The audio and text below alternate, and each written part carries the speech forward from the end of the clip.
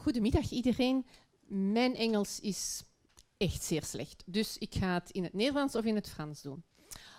Ooit in juni 2019 was ik in Hamburg, te midden van 29.000 Rotariërs.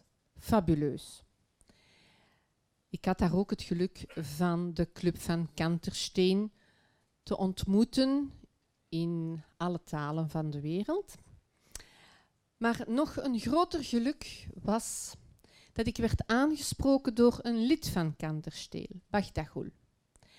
Bagdagul en ik, wij hadden een jonge Rotaractien ontmoet, Nadia van Oesterreich, et elle nous avait parlé de tools for impactful and efficient teamwork. Elle avait, je crois, 100 écouteurs qui ont suivi votre discours. Et en ce moment, il y avait quelque chose dans l'esprit de Bagdagul et de moi que, avec ce que vous aviez dit là, on devrait faire quelque chose pour changer le monde du Rotary. Mais on a besoin de vous tous parce que vous êtes des Rotariens expérimentés et des Rotaractiens expérimentés. Et donc, on va faire travailler vous tous. Mais d'abord, on va écouter Nadia. Thank you.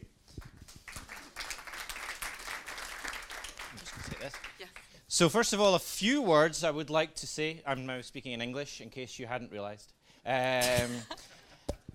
So about Nadia, we have a little bit of background on her. She is a business innovation coach for the Internal Innovation Lab in Deutsche Bahn, which is one of Germany's largest mobility providers, but has a strong interest in psychology, as actually I do too. I know what you're thinking. Never mind. But she's also heavily involved in her social life in Rotaract. And so she believes strongly in the notion of communities and how communities can help develop individual learning, leadership, and other skills. So you've heard the inspiration from why we thought she should come and speak today. We've built her up quite enough. So Nadia, I'm going to let the floor to you. Thank you.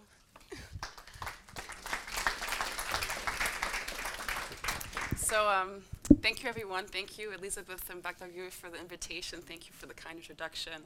I'm very excited to be here today and to spend the next 30 minutes together with you to talk about community leadership, which is something we should all be relating to. My best guess is most of you are probably past, current, or incoming presidents. If yes, can I get a show of hands? Okay. And if not, if you're not a president, my best guess is you've also led in other capacities in committees or for service projects. So community leadership and how to ensure everyone gets heard.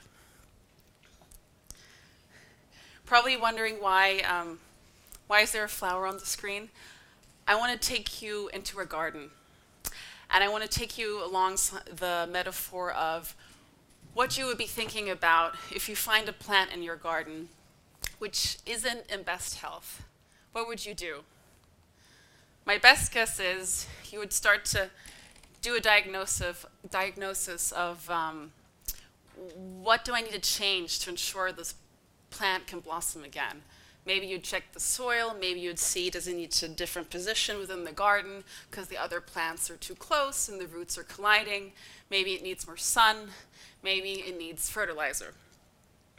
So this is a metaphor from my experience within Rotaract and my club, because I've had the personal experience both of what connected me to a community and want to contribute, but I've also had the experience of when I've had to personally question, do I want to stay because of certain experiences, or should I rather leave because I'm not sure this is the right place for me in terms of how the interaction was happening.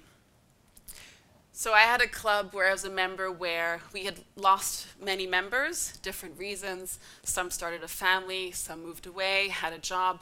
But when I took over the presidency, we probably had like an average of 4 to 6 members who were actually showing up to meetings.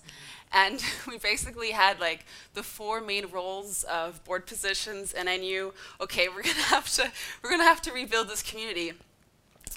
And the main lesson for me too was, okay, everything that I've learned about what made me want to connect to a community and contribute, and also the experiences of what made me want to stay away, how can I learn from that in my leadership?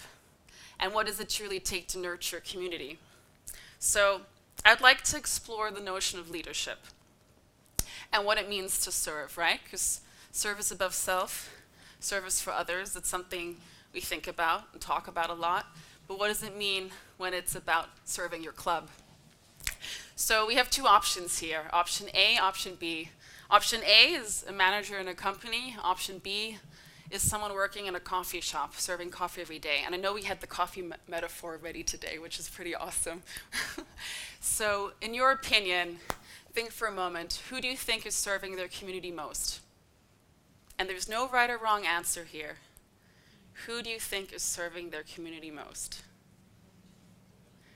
So who would say option A? Can you give us a reason why? Yeah, it's a feeling. It's a general optic he has, is general perception. So, and Okay. one is only serving coffee. Of course, for the good cause, Yeah. whole hair society, I know. You had the coffee metaphor. Again, there's no right or wrong answers. It's nice to reflect on what it means and looks like to serve. So who would vote for a B?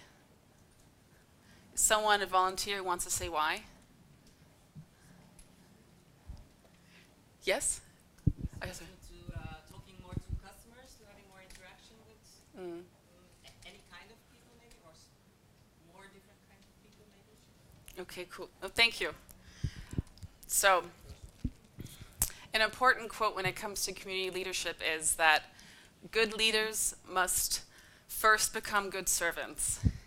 There's a lot of ideas around authoritative leadership.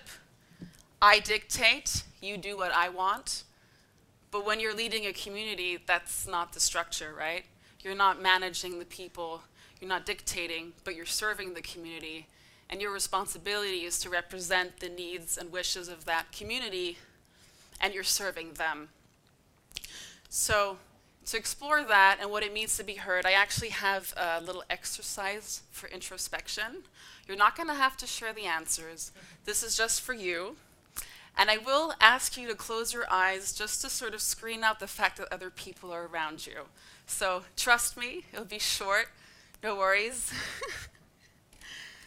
Okay, you ready? I want you to remember a moment or an experience where you thought or felt you were not heard. This can be within the context of your club. This can be in the context of work, your family, your friends, your partner. Again, you won't have to share this. It's just about finding that one moment or experience. Does everyone have something come to mind? Yeah? Okay. Now I would like for you to think about what would you have wished would have happened instead.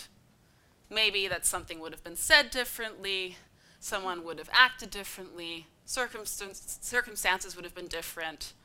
What change would you have liked to see in that scenario? Does everyone have something? It doesn't have to be something huge, it can just be a small thing. Okay. Now, introspection. Whatever that behavior it was you wish would have been different towards you, I want you to now reflect for yourself, how often do you actually exert that behavior? Towards others in your daily life, or also in your leadership?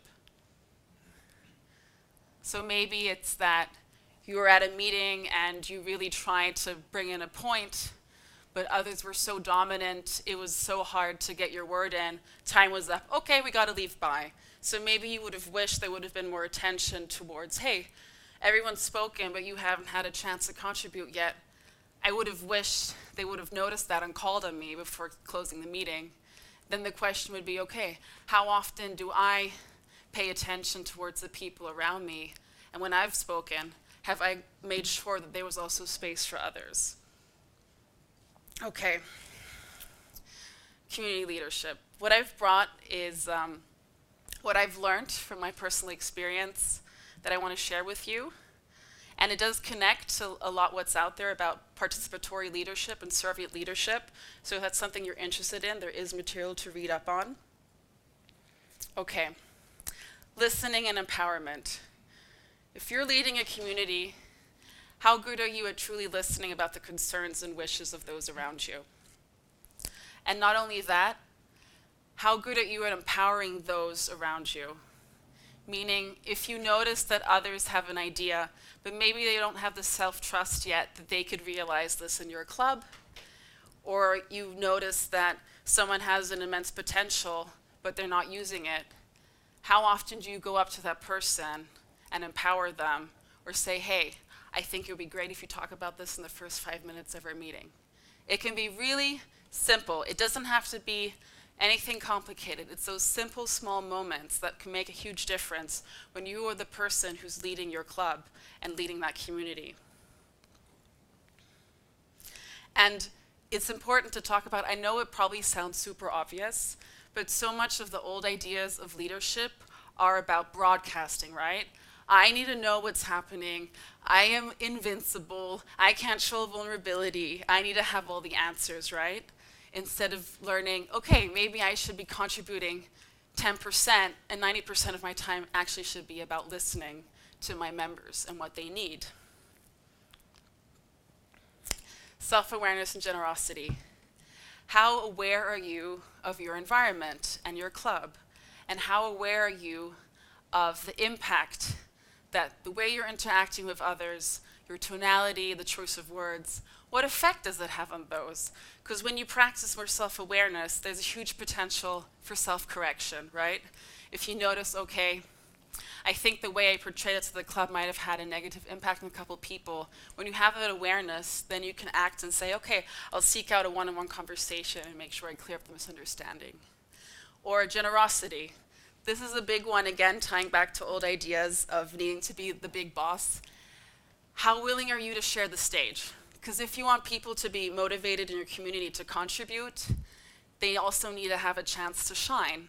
And when you're a community leader, and this is what I learned was really big when we rebuilt our club, was sort of empowering others and giving them a stage and nudging them into the light so that they can have a feeling of success and realize, oh, okay, great. Just because there's a president of this club, it doesn't mean I can't also lead. And it doesn't mean that there isn't also space for me.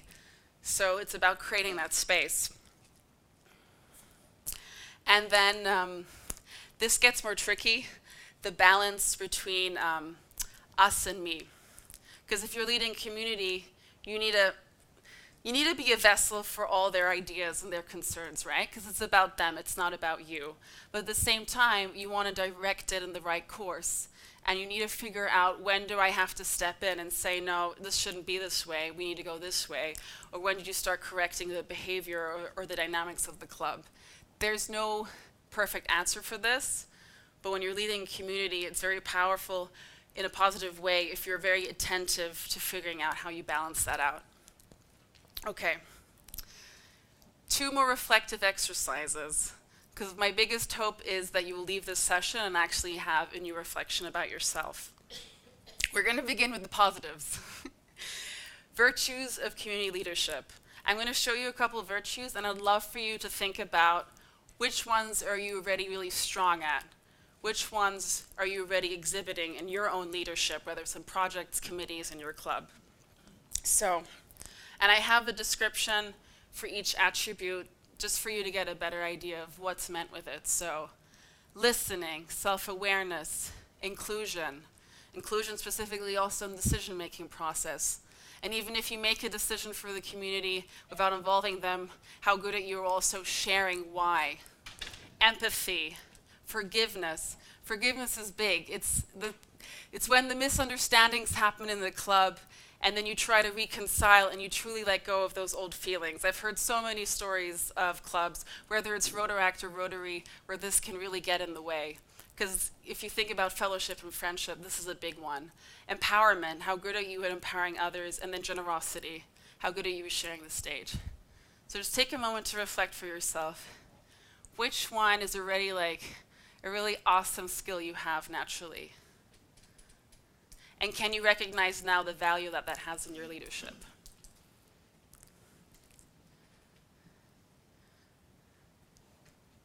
Can I get a little response? Do you have something in mind? If not, the next one might be easier because for some funny reason when it comes to the negatives, the thinking gets more in flow. So, sounds easy. Isn't that easy in practice? Again, we're in the garden. What is it that can cause the flowers to wither, to not blossom anymore? We all have negative human tendencies, whether we like to hear it or not. If you think you have none, then that's usually called chronic denial. It's a human aspect. But when you're leading a community, the self-awareness of your own negative human tendencies is so valuable in constantly adapting, correcting your behavior, and maybe even seeking out an apology, in terms of giving an apology, when it's necessary, because that's the greatest gift you can give your community in terms of leadership. So I'm going to be so brave to put this up here. What I have are a couple examples of negative human tendencies, and I've inversed them already with what the contrasting behavior could be. And again, I will invite you to reflect, okay, when it comes to your leadership in any capacity that it is, how often does jealousy, need to control, the need to be right, lack of self-belief, egoism, narcissistic traits, unable or refusal to forgive, or perfectionism get in the way?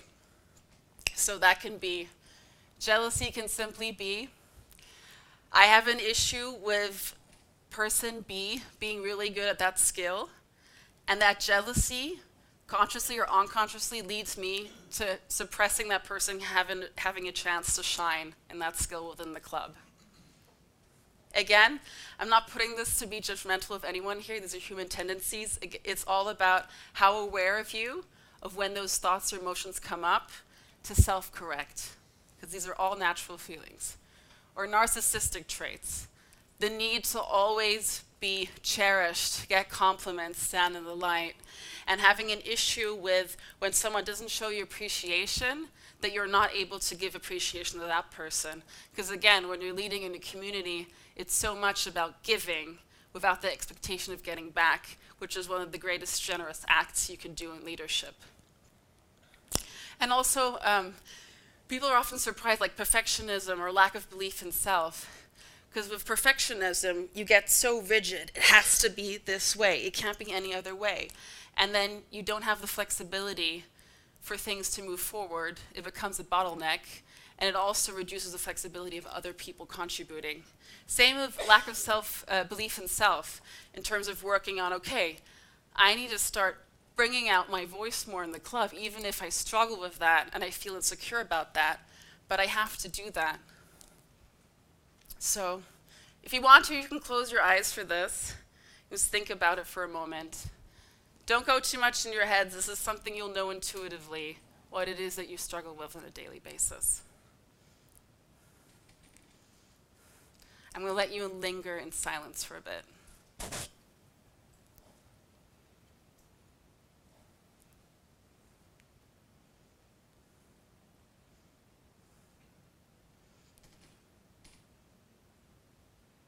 Try to be very honest with yourself.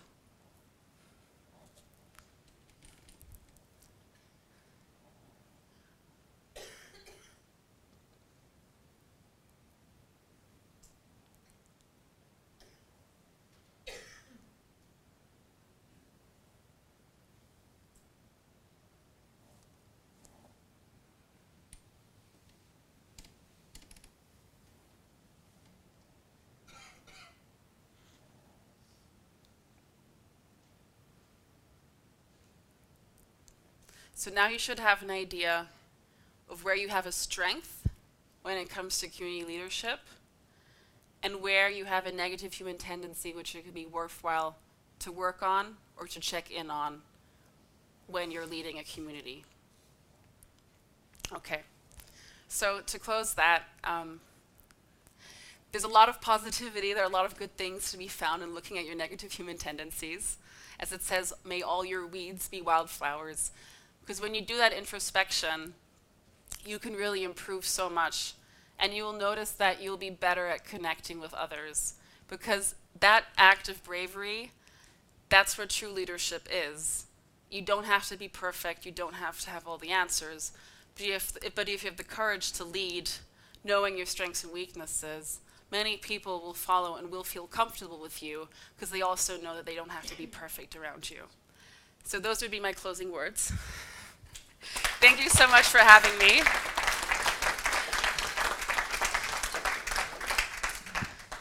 Thank you very much, Nadia. I'm going to invite, I think the expression used this morning was 2 quick questions. So if anyone wants to have any quick response, now is the time to speak.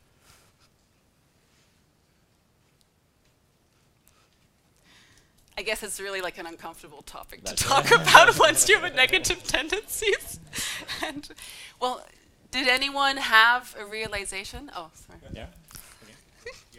Yeah, Georg Huber from Brussels Kanterstein. Not necessarily a realization, but what I found extremely important in what I have experienced so far, and especially when it comes to leading a club or inspiring a club, being an example in the club, that is the patterns how business life works is quite different. In business life, and that's where we probably all come from, we have a lot more possibilities of forcing through what we actually want.